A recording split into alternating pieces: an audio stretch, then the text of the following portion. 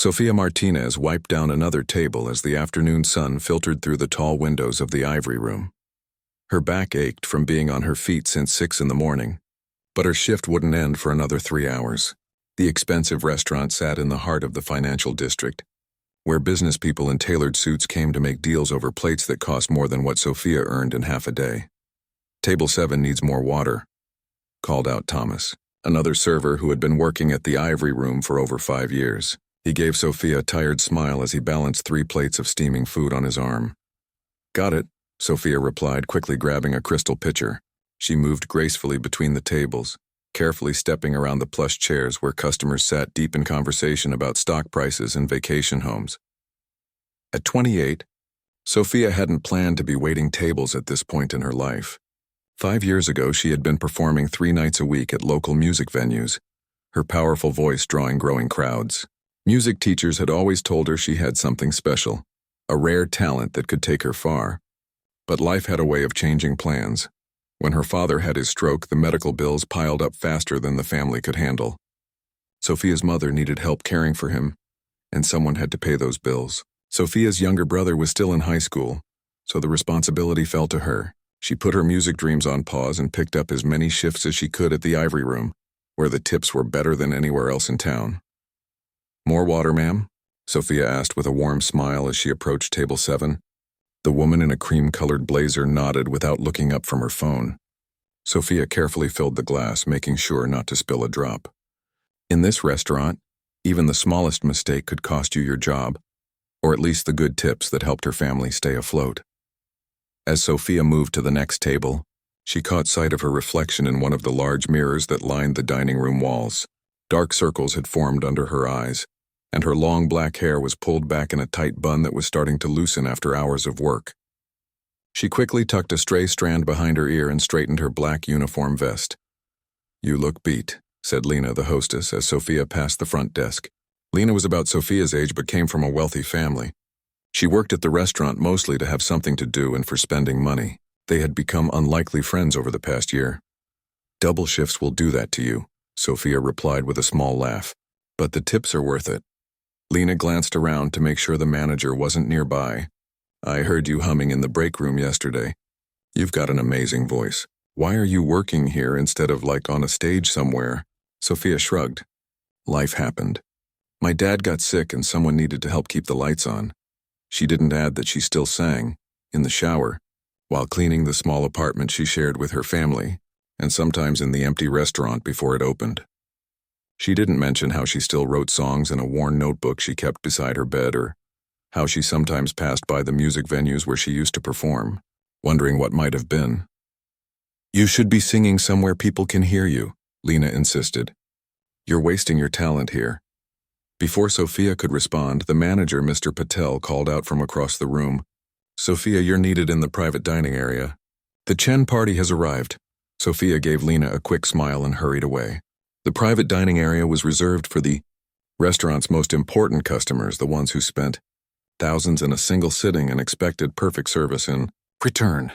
"I'll be right over," she called back to Mr. Patel, stopping briefly at the kitchen to grab fresh bread and butter for the new arrivals. The Chen party turned out to be a group of 6 business people celebrating a successful merger. They ordered expensive wines and laughed loudly as Sofia quietly moved around them, refilling glasses and bringing out course after course. One woman at the table actually looked Sofia in the eyes when thanking her, a rare occurrence that made Sofia smile genuinely for the first time that day.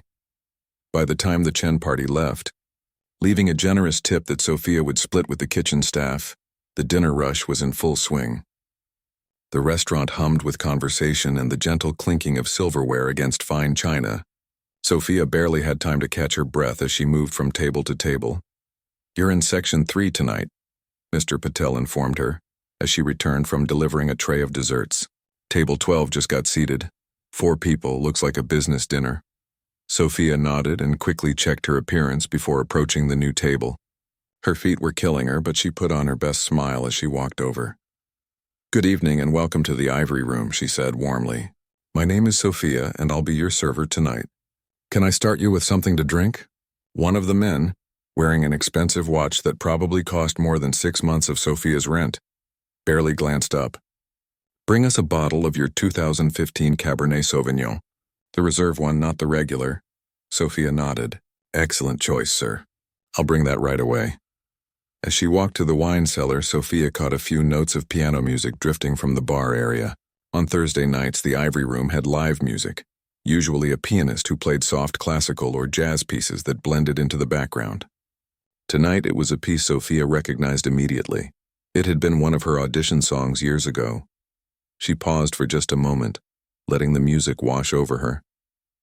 Her mind drifted back to the small stage at Rivera's, a local music club where she had been building a following before her father's illness. The rush she felt when an audience connected with her music was unlike anything else. Did you forget where the wine cellar is? The sharp voice of Harrison Wells, one of the restaurant's most regular and most difficult customers, snapped Sophia back to reality.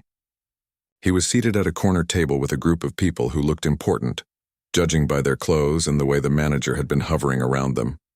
No, sir. I apologize, Sophia said quickly, continuing on her way. She had served Harrison many times before and knew he was someone to be especially careful around.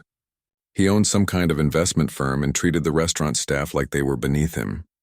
In the wine cellar, Sophia took a moment to collect herself.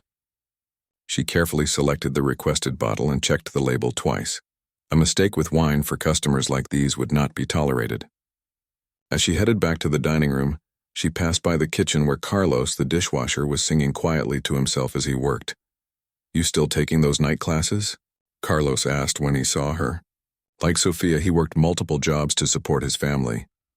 3 nights a week, Sophia confirmed, carefully balancing the expensive wine. Music education.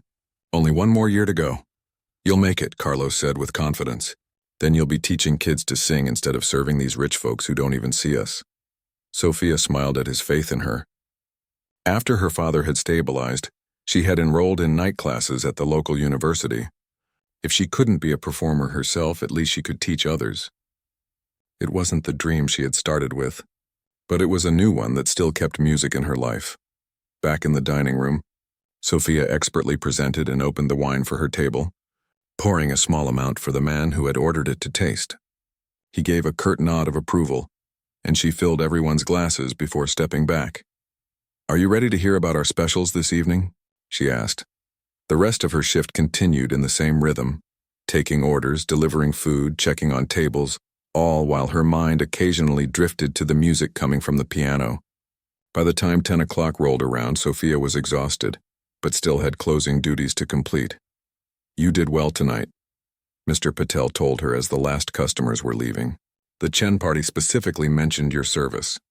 Thank you, Sophia said, feeling a small glow of pride. Mr. Patel rarely gave compliments.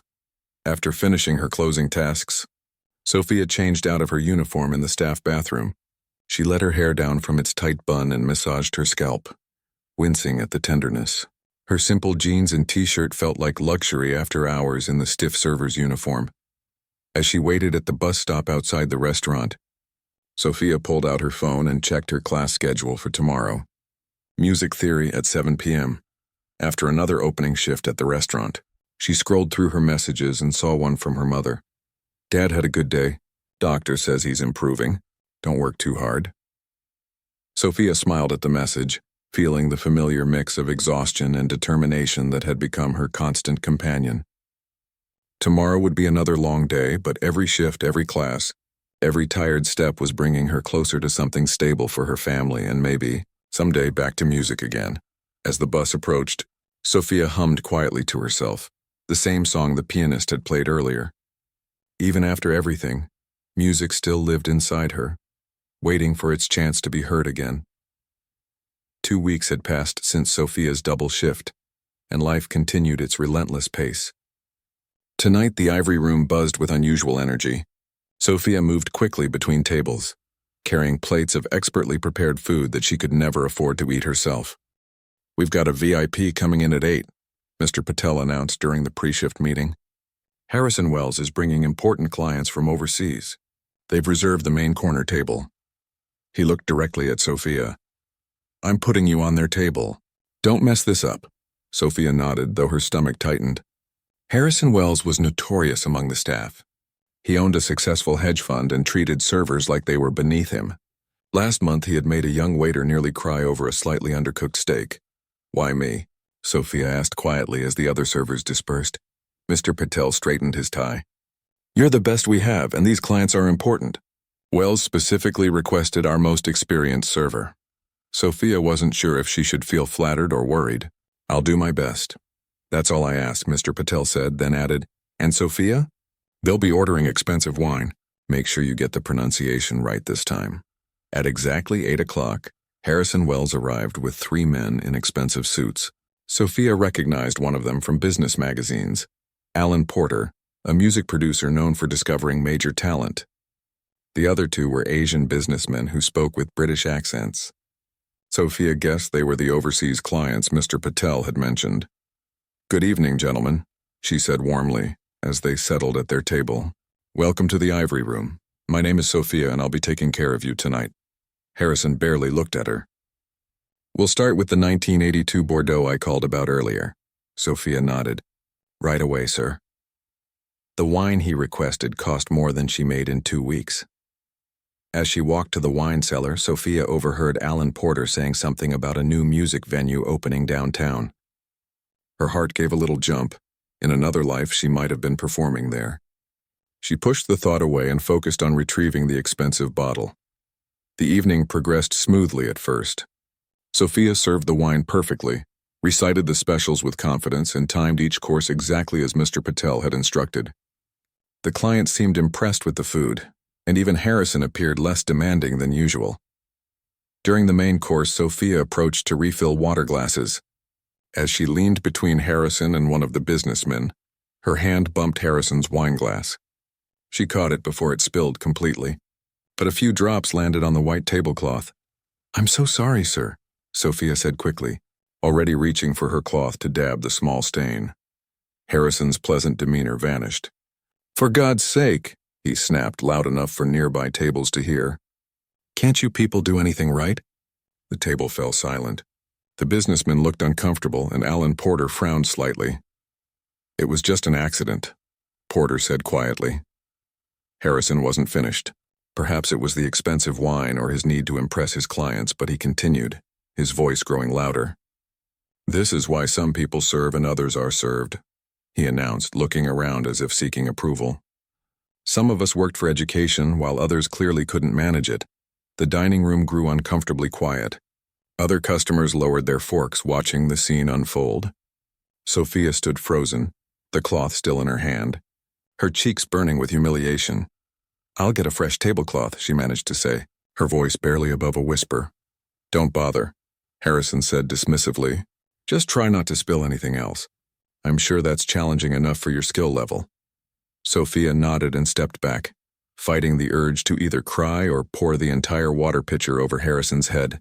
Neither would help her keep her job. She retreated to the kitchen, taking deep breaths to compose herself. "You okay?" asked Thomas, noticing her distress. "Harrison Wells," Sophia said quietly. "He's in rare form tonight." Thomas shook his head sympathetically. "That man's a real piece of work. Don't let him get to you." Sophia nodded, though the sting of Harrison's words remained. She had nearly completed her degree despite working full-time. She wrote music that her professors praised. She spoke 2 languages fluently. Yet to people like Harrison, she was nothing more than a servant who couldn't even pour water correctly. After collecting herself, Sophia returned to the dining room. She approached Harrison's table with professional calm, though she avoided looking directly at him. "Would anyone care for dessert?" she asked. To her surprise, Alan Porter smiled at her kindly. "What would you recommend?" "The chocolate soufflé is excellent," Sophia replied. "Or if you prefer something lighter, the lemon tart with fresh berries is a house specialty."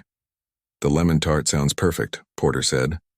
The others nodded in agreement, except Harrison, who ordered an expensive cognac instead. As Sophia turned to leave, Porter asked, "Do you folks have entertainment here? Music of any kind?" "On Thursdays we have a pianist," Sophia answered. "But not tonight." Harrison, perhaps feeling he had lost the attention of his guests, jumped in. "The staff here isn't exactly the entertaining type, more the spilling drinks type." He laughed at his own joke, but no one joined him. Porter frowned again. "Actually, I thought I heard someone singing earlier." In the kitchen, perhaps? Beautiful voice, Sophia froze. Sometimes, without realizing it, she sang quietly while working. It was an old habit she couldn't seem to break. That might have been one of the kitchen staff, she said quickly. Harrison looked at her with sudden interest. Was it you? When Sophia didn't immediately respond, he pressed on. It was, wasn't it? Our clumsy server fancies herself a singer. Sophia wished the floor would open up and swallow her. I should check on your desserts, she said, trying to escape. No, wait, Porter said, his interest piqued. Do you sing? Before Sophia could answer, Harrison laughed.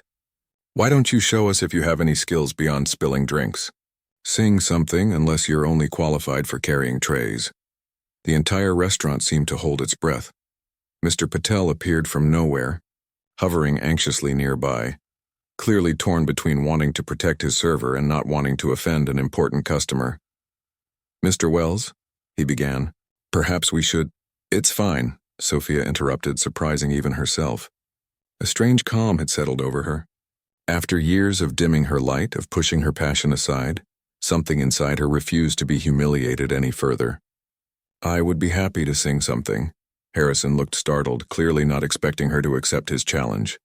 Well, this should be entertaining, he said with a smirk. The floor is yours. Porter was watching her with genuine curiosity now. The other diners had stopped eating, all eyes on the unexpected drama unfolding in the upscale restaurant. Sophia glanced toward the bar area where a baby grand piano sat. The regular pianist wasn't here tonight, but Sophia knew that Lena, the hostess, had taken lessons for years. Lena, she called softly, could you help me out? Lena looked terrified but nodded. She walked to the piano while Sophia stood still, gathering her courage. What song should she choose? Something to show her skill, but also something meaningful, something that spoke to this moment. As Sophia considered her options, she looked around the restaurant. At the wealthy patrons who rarely saw her as a person, at Harrison so certain of his superiority, at Mr. Patel nervously watching a situation he couldn't control, and at Alan Porter, a man who discovered musical talent for a living, watching her with unexpected interest. 5 years ago, Sophia had been on track to pursue her dreams. Then life happened, responsibilities piled up, and she put those dreams aside. But they had never truly died. They had been waiting, dormant for a moment just like this. Sophia walked toward the piano and whispered a song title to Lena, who nodded with wide eyes. As Lena positioned her fingers over the keys, Sophia closed her eyes briefly, finding that calm center she used to seek before performances. When she opened her eyes again, she saw Harrison watching with a smug expression, clearly expecting her to fail. For the first time that evening, Sophia looked directly at him, unafraid. Lena played the opening notes, and Sophia took a deep breath. Whatever happened next would change something. She didn't know exactly what, but she could feel it. This moment mattered.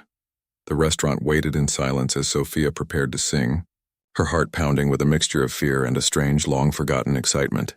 After years of hiding her light, of being invisible to people like Harrison Wells, Sophia Martinez was about to be seen. The first notes from the piano filled the restaurant. Sophia took a deep breath, closing her eyes for just a moment. When she opened them, she didn't look at Harrison Wells or even at Alan Porter.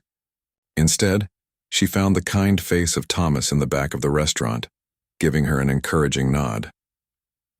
Sophia began to sing. Her voice started soft, almost hesitant, but rich with emotion.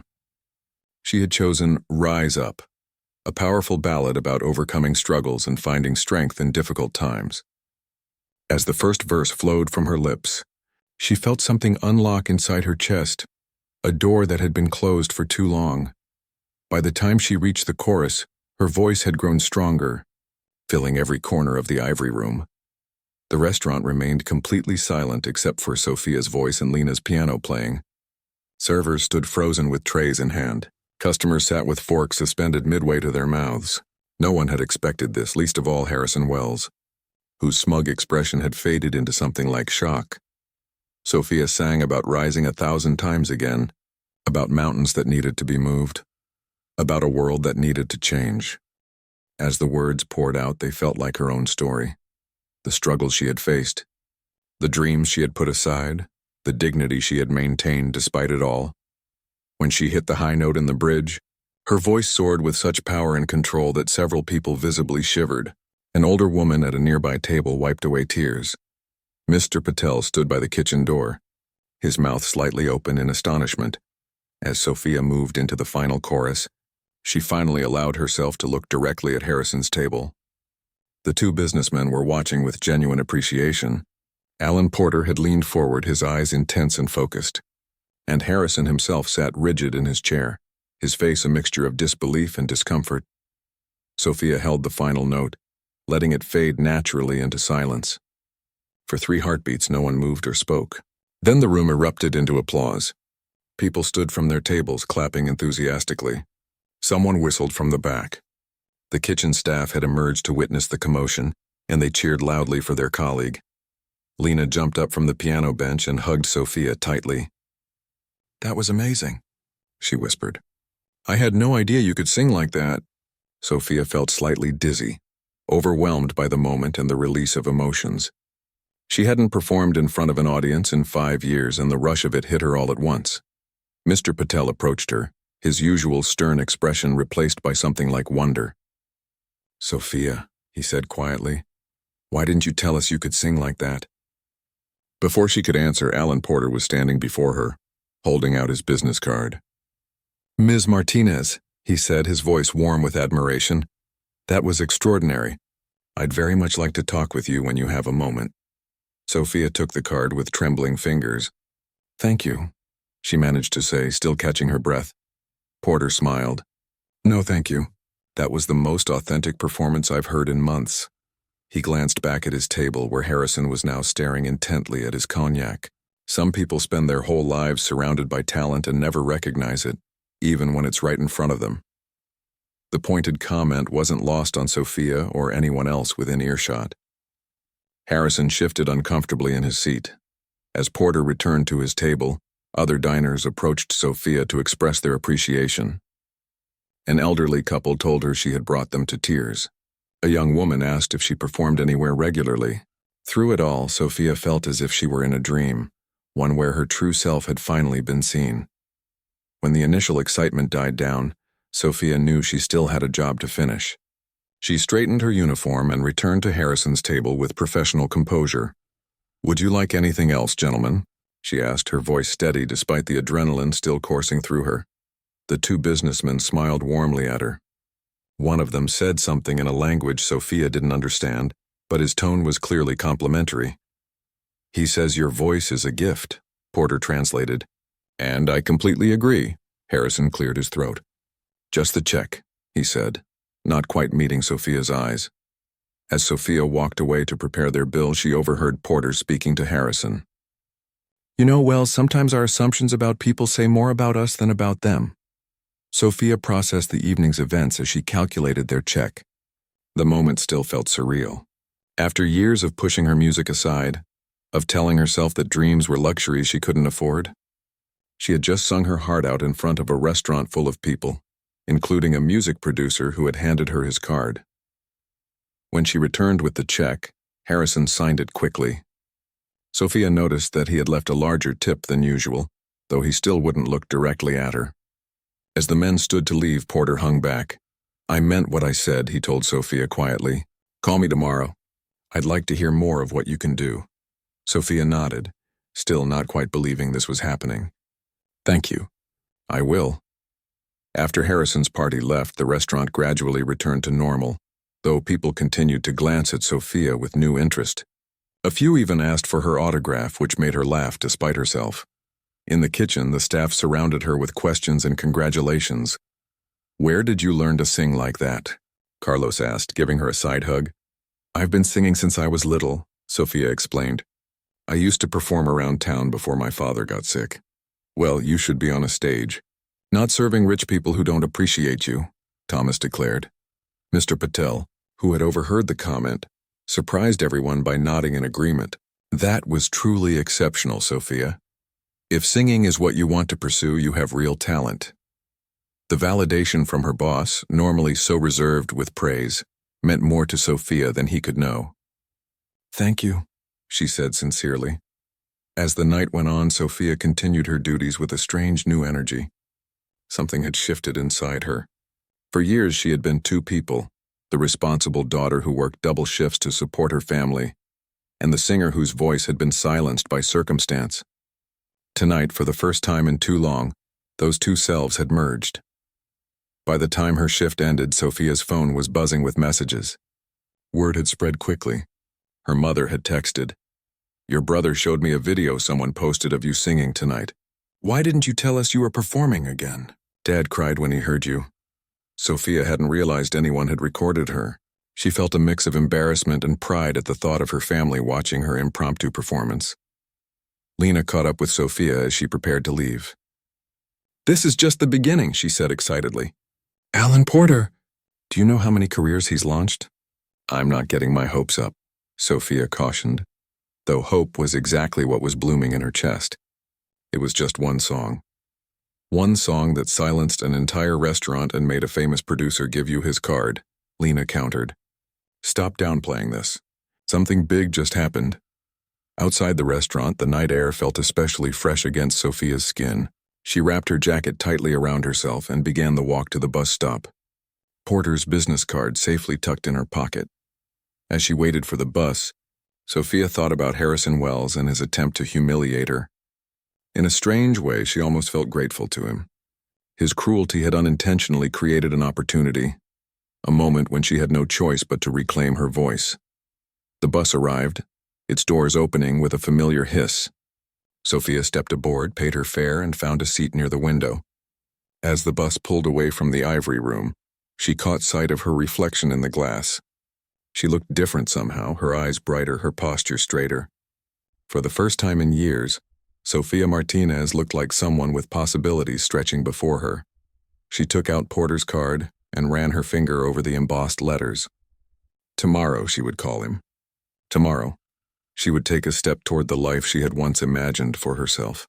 But tonight, as the bus carried her home through the quiet city streets, Sophia allowed herself to simply savor the feeling of being truly seen. Sophia woke up earlier than usual the next morning. She had barely slept, her mind replaying the events at the ivory room over and over. She still couldn't believe what had happened, how a moment of humiliation had turned into something potentially life-changing. She made coffee in the small kitchen of the apartment she shared with her family, trying to be quiet. Her father was still asleep in the bedroom down the short hallway. Since his stroke, he needed extra rest, though he'd been improving steadily over the past few months. Sophia's mother entered the kitchen, still in her nightgown, her gray-streaked hair loose around her shoulders. "You're up early," she said, giving Sophia a knowing smile. "Excited about something?" Sophia shrugged but couldn't hide her smile. Maybe a little. Her mother poured herself a cup of coffee and sat at the small kitchen table. "That video of you singing. Everyone in the family group chat is talking about it." "Your Aunt Rosa cried. It wasn't supposed to be recorded?" Sophia said, feeling a mix of embarrassment and pride. "It just happened. Things like that don't just happen," her mother replied wisely. "Your voice has always been special. It was waiting to be heard again." Sophia's brother Luis stumbled into the kitchen, his hair sticking up in all directions. At 18, he was in his final year of high school and already taller than everyone else in the family. "The famous singer graces us with her presence," he teased, grabbing the coffee pot. "My friends couldn't believe that was my sister in the video. Diego said you should try out for one of those singing shows." Sophia rolled her eyes, but her heart warmed at her family's support. "I'm not famous. It was just one song. One song that got you a music producer's card," her mother reminded her. "Are you going to call him?" Sophia touched her pocket where Porter's card still rested. She had transferred it from her work uniform to her jeans, almost afraid to let it out of her possession. "Yes," she said finally. "I'm going to call him today." Her mother nodded approvingly. "Good. It's time for you to sing again, Sophia. We never wanted you to give up your music for us." "I didn't give it up," Sophia said softly. "I just put it on pause." Luis finished making his breakfast and grabbed his backpack. "Well, unpause it already. I want to tell people my sister is a famous singer, not a waitress." "There's nothing wrong with being a waitress," Sophia reminded him firmly. "Of course not," her mother agreed. "But it's not what makes your soul light up. We all see the difference when you sing." After breakfast, Sophia's father woke up. She helped him to the living room and set up his morning routine. Medication, a light breakfast, and the newspaper. As she worked, she told him about Porter's card and her plan to call him. Her father listened carefully, his eyes bright despite his weakened body. When she finished, he took her hand in his. His grip wasn't as strong as it once had been, but the warmth remained the same.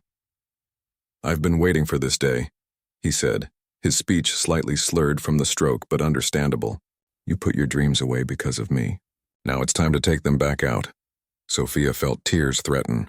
"Dad, I know," he interrupted gently. "You never complained, not once. But parents know these things, Sophia. You were meant for more than serving food to people who don't see your value." Sophia squeezed his hand. "I need to make sure you're taken care of first." "I am taken care of," he insisted. "I'm getting better every day. Your mother is here. Louise is nearly finished with school." He looked at her intently. "You've carried us long enough. Now it's time for you to fly." At 10 o'clock, after helping her father with his physical therapy exercises, Sophia finally gathered her courage and dialed the number on Porter's card. Her heart raced as the phone rang once, twice, 3 times. "Alan Porter," a voice answered. Sophia took a deep breath. "Mr. Porter, this is Sophia Martinez. From the Ivory Room last night." "Sophia." Porter sounded genuinely pleased to hear from her. "I was hoping you'd call. That performance was remarkable." "Thank you," Sophia said, still not used to such praise. "I appreciate you giving me your card." "Well, I'd like to do more than that," Porter said. "I'd like to hear you sing again. In a proper setting this time, not just after being challenged by an arrogant client." Sophia laughed softly. "That wasn't exactly how I planned to restart my singing career." "So you've performed before?" Porter asked, interest clear in his voice. "Yes, for several years. Local venues mostly. I was starting to build a following when life happened. Family responsibilities took priority." Porter made a sound of understanding. "Those responsibilities still in place?"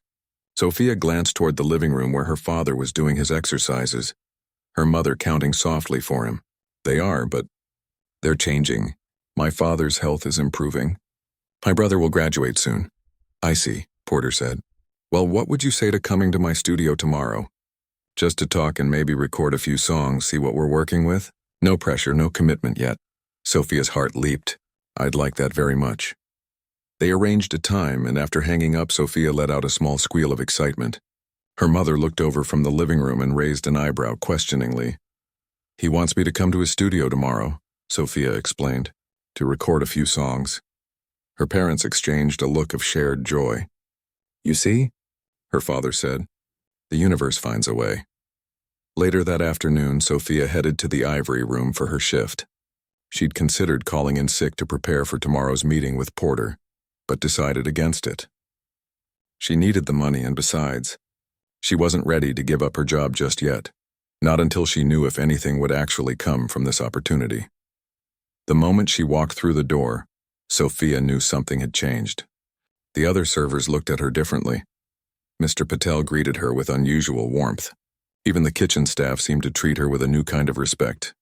"There she is," Thomas said with a wide grin. "Our star." Sophia shook her head, embarrassed by the attention. "I'm still just a server, same as yesterday." "Not according to the internet," Lena said, showing Sophia her phone. The video of her performance had been shared hundreds of times. Someone had even created a hashtag, "HOA Waitress silences room." "Oh no," Sophia groaned, but Lena just laughed. "Are you kidding? This is amazing. You're practically famous." Throughout her shift, Sophia noticed customers watching her, whispering when she approached their tables. Some even requested selfies with her, or asked when she would sing again. It was surreal and slightly uncomfortable. But Sophia handled it with grace. Near the end of the night, as the restaurant was beginning to empty, Mr. Patel called Sophia into his office. "I understand you met with Alan Porter today," he said once they were seated. Sophia nodded, surprised that he knew. "Just a phone call. I'm going to his studio tomorrow." Mr. Patel nodded thoughtfully. "Porter is well respected in the industry. This could be a significant opportunity for you." "Maybe," Sophia acknowledged cautiously, "but I'm not counting on anything yet." "Wise," Mr. Patel agreed. "But you should know that if something does come of this, and you need to adjust your schedule or even leave us entirely, I will support that decision." Sophia stared at him in surprise. "Really? I thought you'd be upset about having to replace me." Mr. Patel smiled slightly. Sophia, I've managed restaurants for 25 years. In that time, I've learned to recognize special talent when I see it. Your talent isn't serving food, though you do that exceptionally well. Your talent is your voice, and it deserves to be heard. Touched by his unexpected support, Sophia thanked him sincerely. There's something else, Mr. Patel added. Harrison Wells called today. Sophia tensed at the mention of the man who had tried to humiliate her. What did he want? To apologize, believe it or not, Mr. Patel said. He asked for your contact information, which I declined to provide, of course. But he did ask that I tell you he regrets his behavior and hopes you'll accept his apology next time you see him. Sophia wasn't sure how to feel about that. Part of her was still angry at how Harrison had treated her, but another part recognized that his cruelty had inadvertently created an opening for her dreams to resurface. Tell him I'll think about it, she said finally. As Sophia left work that night, she felt as if she were standing on the edge of something important, a dividing line between her old life and whatever might come next. Tomorrow she would go to Porter's studio. Tomorrow she would sing not out of defiance or in response to a challenge, but because it was what she was meant to do. On the bus ride home, Sophia opened her notebook, the one where she had continued to write songs even when she had no place to perform them. She flipped through pages of lyrics, melodies noted in her own shorthand, ideas that had come to her while serving tables or studying late at night. For the first time in years, these weren't just private thoughts never to be shared with the world. They were possibilities, seeds that might finally have the chance to grow. Sophia closed the notebook and looked out the window at the city lights passing by. Tomorrow would bring whatever it would bring. But tonight she allowed herself to feel something she had almost forgotten. Hope, pure and simple, for the future that might be waiting for her just around the corner. 6 months had passed since that life-changing night at the Ivory Room. Sophia stood backstage at the Blue Note, one of the city's most respected music venues, gently stretching her neck and shoulders as she prepared to perform. Through the curtain she could hear the buzz of the packed house, her third sold-out show this month. 5 minutes. Sophia, called the stage manager, a kind woman named Penny who had quickly become a friend. Sophia nodded, taking another sip of warm tea with honey. Her journey over the past half-year still felt dreamlike when she stopped to think about it. The day after her impromptu performance at the Ivory Room, she had visited Alan Porter's studio, nervous but determined. She had sung 3 songs that day, 2 covers and 1 original piece she had written during her father's recovery. Porter had sat silently throughout her performance, his expression unreadable.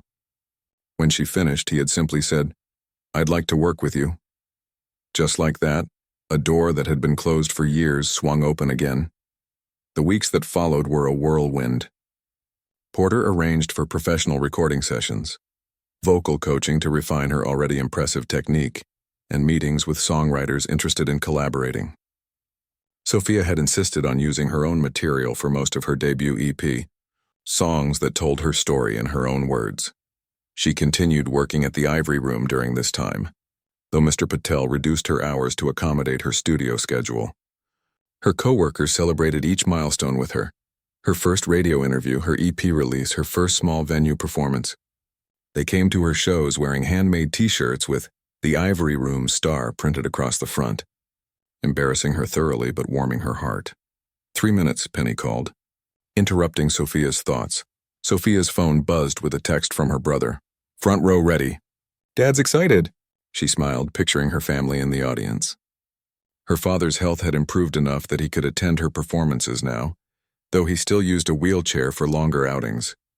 Her mother had cut back her cleaning job to part-time, using Sophia's growing music income to finally ease her own workload after decades of tireless effort. Sophia's original plan had been to help her family catch up on medical bills and secure stable housing before pursuing music more seriously. But Porter had surprised her with an advance that allowed her to do both simultaneously. "Talent like yours shouldn't wait," he had said simply when she tried to thank him. A knock on the dressing room door pulled Sophia from her memories. "Come in," she called. Lena poked her head in, grinning widely. "Just wanted to wish you luck before I take my seat." "The place is packed." Sophia hugged her friend tightly. "Thanks for coming again. Are you kidding?" I'm your biggest fan. Well, except for Thomas, who's currently selling your homemade merchandise in the lobby without permission. Sophia laughed. He's unstoppable. Her former co-workers had become her most dedicated supporters. Showing up to every performance possible. Oh, and you should know, Lena added, lowering her voice dramatically. Harrison Wells is here. Sophia's smile faded slightly. She hadn't seen Harrison since that night 6 months ago, though she had heard through Mr. Patel that he continued to frequent the ivory room. Where is he sitting? Middle section, about halfway back. He's with some business people, different ones this time. Sophia nodded thoughtfully. Thanks for letting me know. After Lena left, Sophia sat quietly considering this information. Her feelings about Harrison Wells were complicated. His cruelty had created the opportunity that changed her life, but that didn't excuse his behavior. She had neither seen nor spoken to him since that night, though she knew from Mr. Patel that he had asked about her several times. 1 minute. Sophia, Penny called. Sophia stood and smoothed her simple black dress. Unlike many performers, she preferred understated elegance to flashy outfits. My voice should be the most memorable thing about my performance, she had told Porter when he suggested a more elaborate stage presence.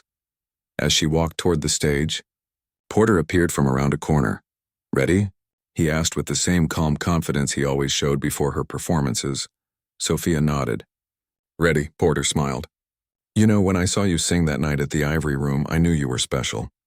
But even I didn't expect you to come this far this fast. I had a lot of catching up to do, Sophia replied. 5 years of songs waiting to be heard. Well, they're being heard now, Porter said. Your EP hit 50,000 streams yesterday. Sophia's eyes widened. Really, you didn't tell me? I'm telling you now, Porter said with a shrug. Didn't want to make you nervous before the show. The stage manager gestured urgently, and Sophia took her position behind the curtain. As the lights dimmed in the house, she took a deep breath, centering herself the way her new vocal coach had taught her. The curtain rose, and Sophia stepped forward into the spotlight.